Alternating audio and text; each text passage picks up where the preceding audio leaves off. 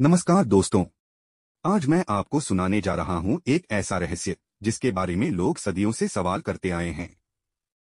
कृष्ण सबके हृदय में हैं, पर राधा कहाँ विलीन हो गईं? क्या राधा की मृत्यु हुई या वो स्वयं कृष्ण में समा गईं? चलिए जानते हैं राधा की मृत्यु का रहस्य। दोस्तों, राधा और कृष्ण का प्रेम कभी सांसारिक नहीं था।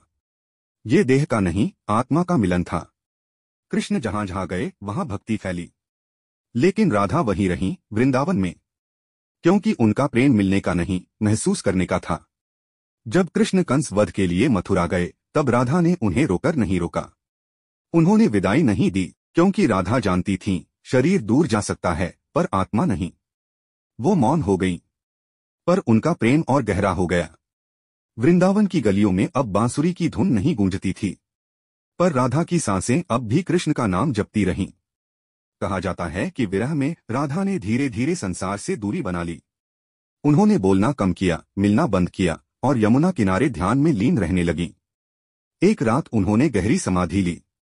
ना किसी ने रोते देखा, ना जाते सुना। वो ऐसे लुप्त हुई जैसे हवा की सुगंध। कोई शरीर नहीं मिला, कोई समाधि स्थल नहीं बना। कुछ कथाएं कहती हैं कि राधा ने देह त्याग नहीं किया, उन्होंने ध्यान में प्रवेश किया और 5 तत्वों में रूपांतरित हो गईं। यानी मृत्यु नहीं, मुक्ति। दूसरी कथा के अनुसार वृद्धावस्था में राधा द्वारका पहुंची। वहां उन्होंने सेविका का रूप लिया। अंतिम क्षण में कृष्ण ने स्वयं उनका हाथ थामा और कहते हैं उसी दिन बांसुरी सदा के लिए मौन हो गई। तीसरी मान्यता कहती है कि राधा कोई साधारण स्त्री नहीं, शक्ति थी। जैसे नदी सागर में समा जाती है, वैसे राधा कृष्ण की चेतना में लीन हो गई।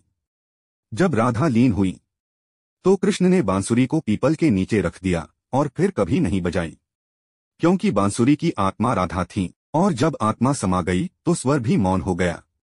दोस्तों, राधा की मृत्यु नहीं हुई, उनका रूप बस बदल गया। वो कहीं गई नहीं, बस कृष्ण में समा गई। देह खत्म होती है, प्रेम नहीं। आज भी जब कोई कृष्ण का नाम लेता है तो उसके पहले राधा अपने आप जुड़ जाती है। यही है राधा की अमरता, यही है रहस्य। अगर आपको यह दिव्य कथा पसंद आई हो तो राधा रानी का नाम लेकर सुनिए। जय राधे, जय कृष्णा।